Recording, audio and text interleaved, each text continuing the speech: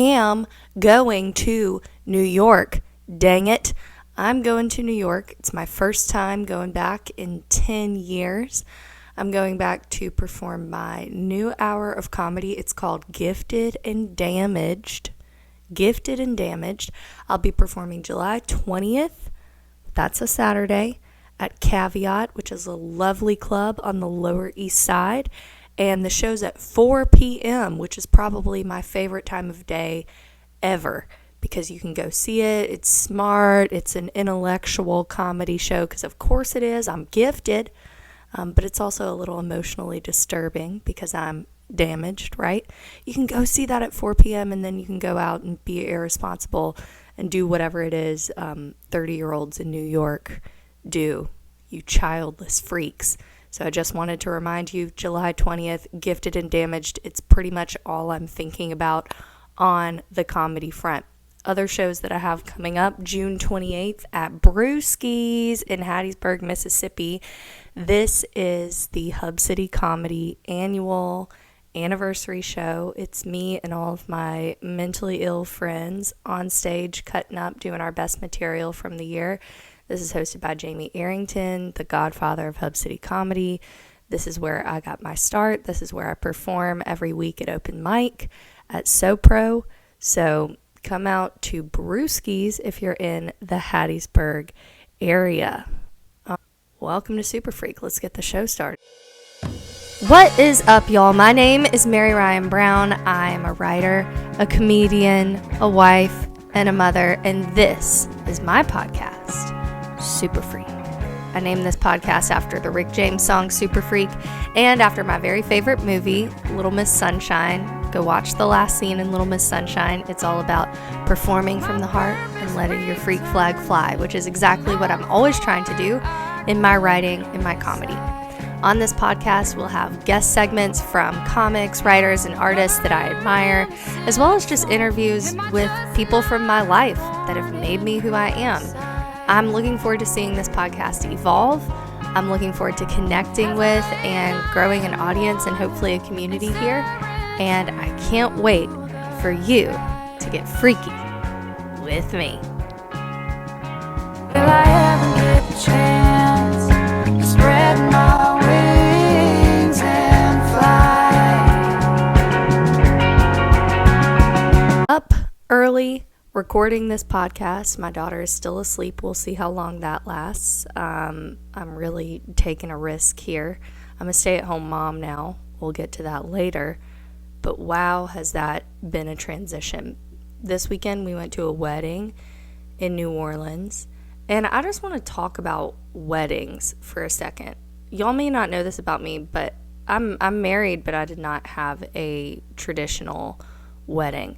Do I think that makes me a little bit better than everybody else? Yeah, of course.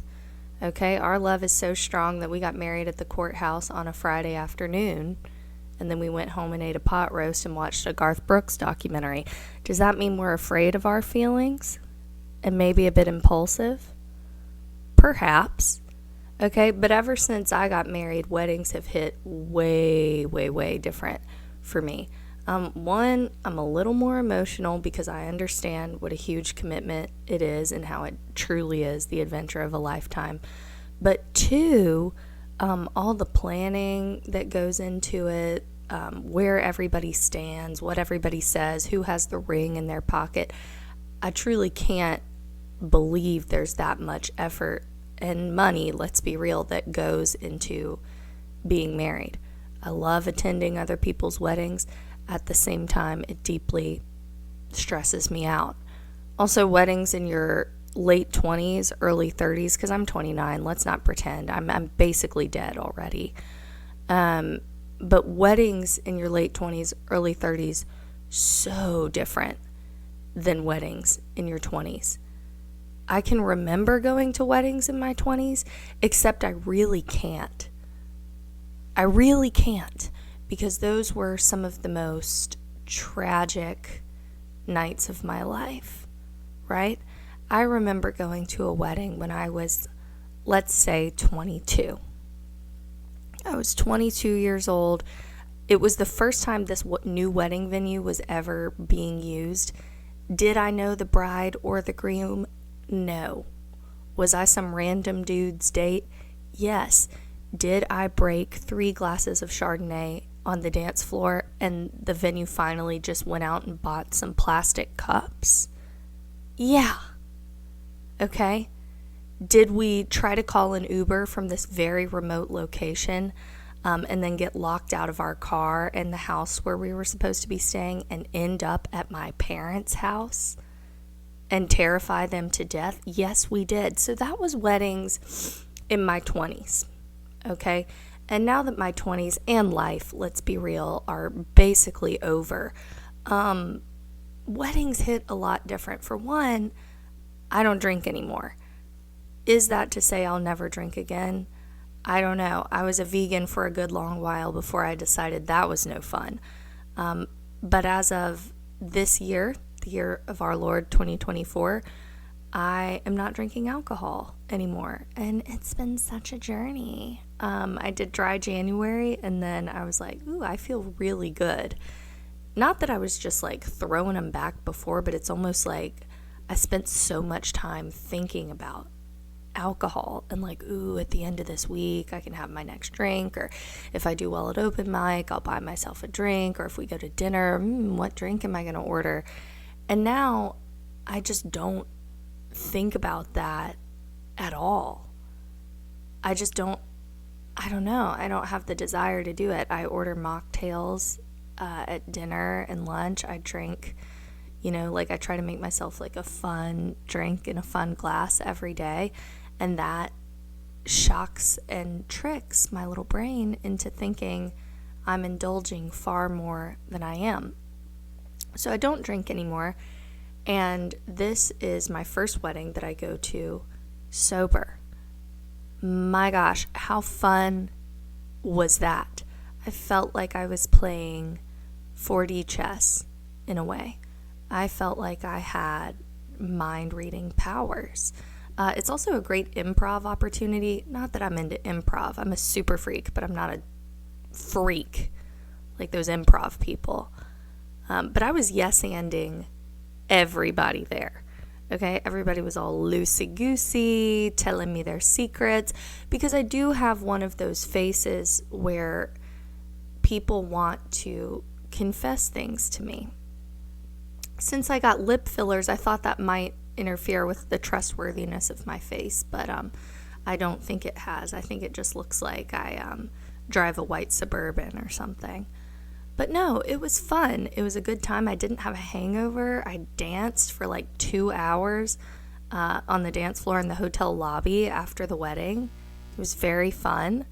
Yeah, I felt like I was at prom, except I was completely sober, which was lovely. And it's so weird because at weddings in my 20s, I couldn't even form a full sentence, I feel like.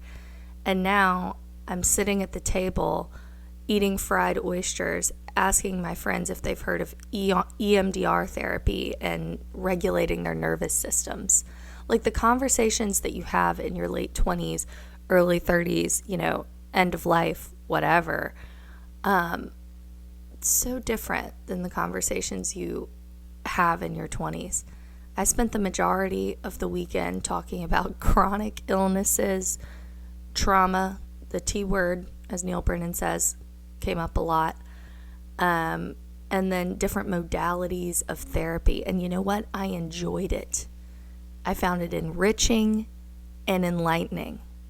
Also, this was my daughter's first wedding.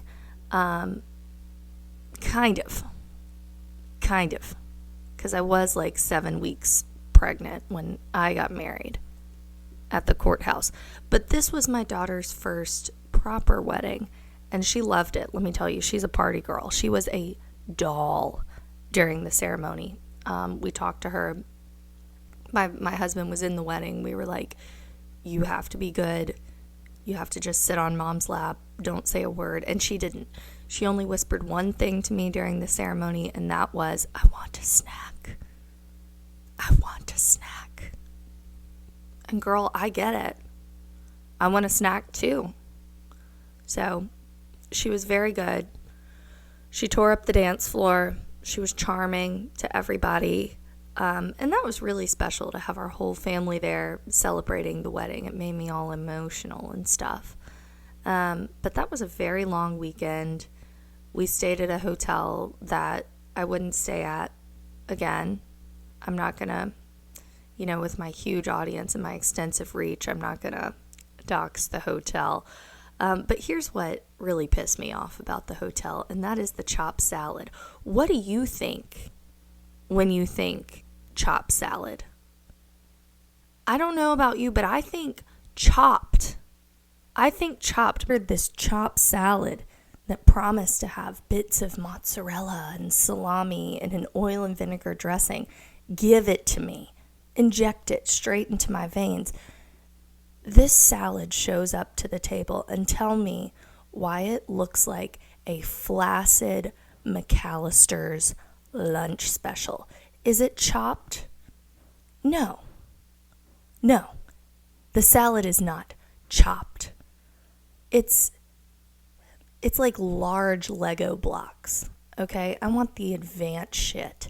I want the small little Lego blocks for neurodivergent children with nimble fingers, okay? I want a chopped salad so small that it looks like you put it in my college boyfriend's stainless steel weed grinder and really went to town. You understand what I'm saying? I want a little bit of everything in every bite, and that is not what we got at all. Dare I say it wasn't even tossed? Dare I say the dressing came on the side?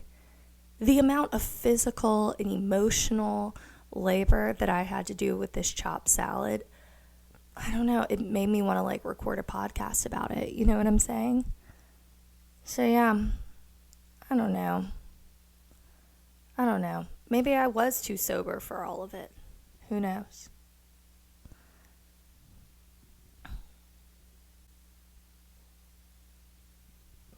Let's talk about our sponsors. Let's talk about our sponsors for Simply.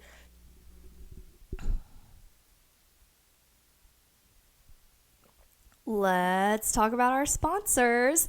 So our sponsors for today's show,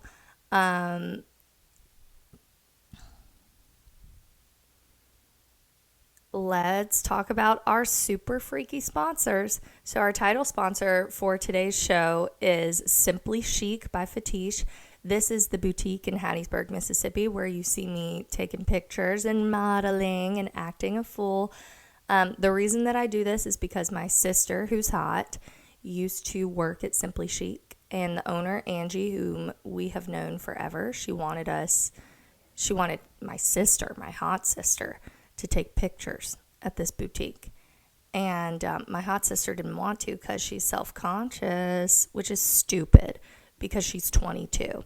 She said, I don't want to take the pictures, but I know someone who will. My sister, Mary Ryan, she loves attention.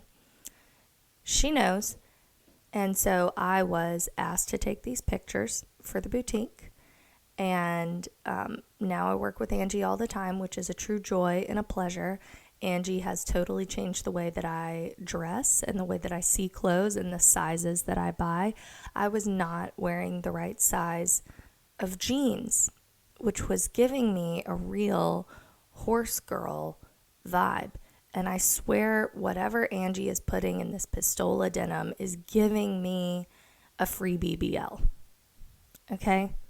Sometimes I look at my booty in these pictures and I think surely she's edited. Surely this is Pippa Middleton's butt. Because, I don't know, she knows how to dress people. Go see Angie.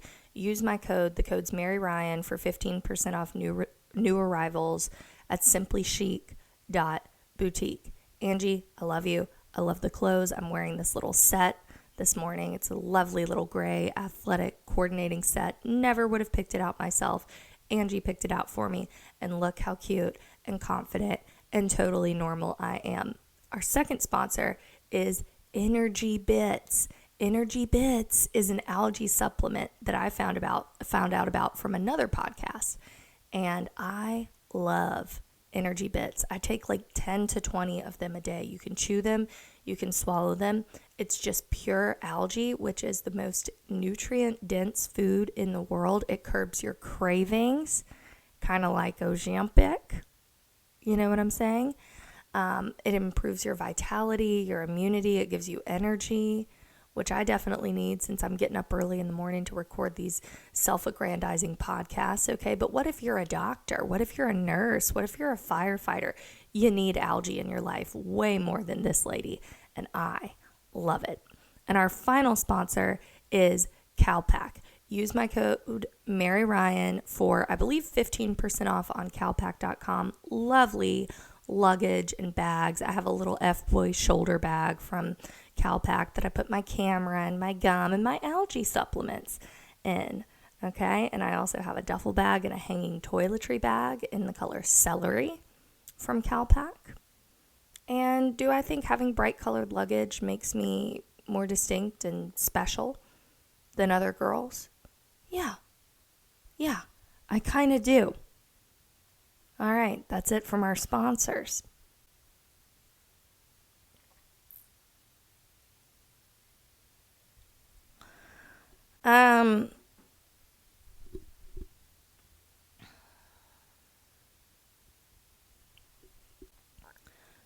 So I recently became a stay-at-home mom.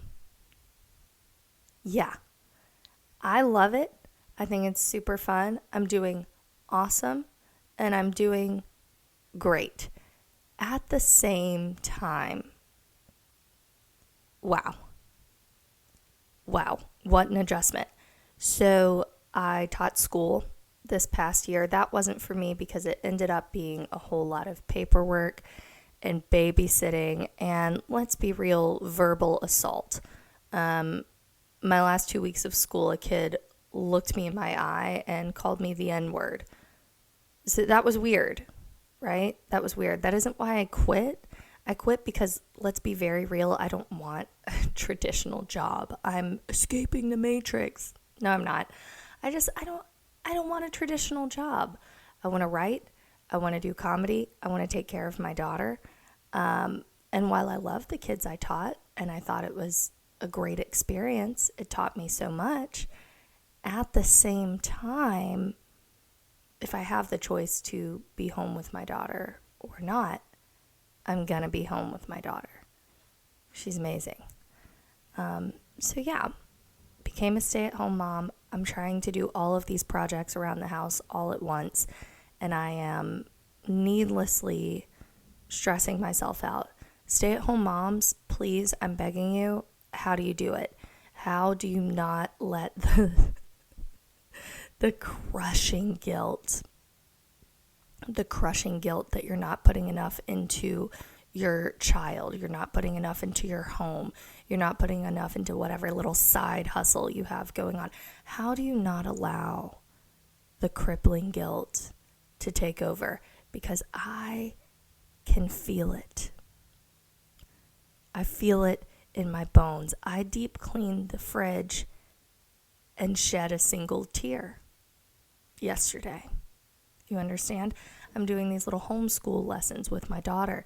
Is it enough? I'm so scared. I don't know. We're around each other all the time. What if she figures out I'm not that cool? That's my biggest fear.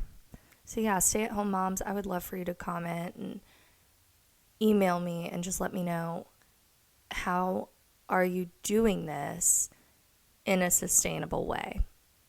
Because I'm a routine person and I love setting up these routines. But the thing about routine when you're a stay-at-home mom is you're going to be interrupted at every juncture. So how are you dealing with the interruptions in a way that doesn't make you want to have a pageant girl freak out on everybody in your life? Because that's where I'm at. And it's been a week and a half. Awesome. All right. Next week, I'll be headed to Santa Fe, not for any shows. I'm going to another wedding with a completely different vibe. The vibe of this wedding is you can't wear a suit. So my husband is wearing a fully matching silk Farm Rio coordinate set. He's going to look amazing. I picked it out for him. He is going to look like a bespoke confection of a man, and I can't wait. And me, I'm wearing a knockoff Farm Rio dress from Amazon. It has tigers and flowers on it. Can't wait. I've never been to Santa Fe. If anybody has any recommendations about Santa Fe, let me know. We're going to do a little spa day. We're going to go to some restaurants, as Robert St. John would say, some restaurants. And I'm excited about all of that. My husband and I, since we, got married at the courthouse during COVID, we did not take a honeymoon. We're, in a sense, treating this trip as our honeymoon in Santa Fe, in the land of enchantment, which is so exciting. Also, just one last reminder, I'm going to New York. I'm putting the show link in my bio on my Instagram. I'm putting the show link in my show notes. I just can't believe I'm going. I can't believe I'm doing it. How did I swing this? I email a lot of clubs. I get ghosted all the time. Caveat just happened to see my email and happened to be interested in talking to me. So we hopped on a phone call. They accepted the show. And now I'm in. And I can't believe it. I haven't been to New York in 10 years. The last time I went to New York, I was there for 24 hours. It was after my freshman year of college. My dad said, I have a business dinner to go to. Your mom can't or doesn't want to go. Would you like to go? I said yes. The dinner was at the Waldorf Astoria. I was 19 years old. I had a sassy, stacked bob haircut. I wore a very professional dress. I probably looked 35, okay? I probably did because I was 19. I didn't have any Botox at the time. Bless it. So I'm at this dinner with my dad. We're sitting at a table with a bunch of other business dudes doing whatever sort of anonymous business networking you do as a man of that age. And these men had met my mother before, and they were fully under the impression that I was my father's girlfriend. If you've ever been mistaken for your father's girlfriend, which I have several times, I think we should start a support group. I think we should start a GoFundMe because it's disheartening. It's disheartening to you. If the person who thinks you're the girlfriend also knows your mother, oh, what an indictment on that person, and how horrible for your mother in this imaginary scenario. So anyway, we finished this dinner. We go get a big slice of New York pizza. And then I was like, Dad, I have a secret. And he was like, what? And I was like, I smoke cigarettes. Like, that was my big secret at the time. And he was like, cool. Do you want to go buy some? What? You'd be cool with that, Dad? And so, yeah, we went to Dwayne Reed, which I feel like is the most New York store you could go to. We bought some cigarettes. We smoked them on the rooftop of the hotel where we were staying, which in retrospect is something a middle-aged man and his younger girlfriend would do. But in my case, it was just me and my dad, and that's a very fond memory for me. So that was the last time I was in New York. Now I'm going to perform this show, Gifted and Damaged. Do you see how it's all kind of leading up to that? Gifted and Damaged. Do you see how it all kind of tracks? So even if you can't come to New York and see the show, there will be a digital link where you can live stream the show, and it will be more of me. You can pay to see and experience more of me. And who wouldn't want that? Listen here, very freaky girls. It's been a pleasure. I'm thankful for you, and I'll see you next week here on Superfreak.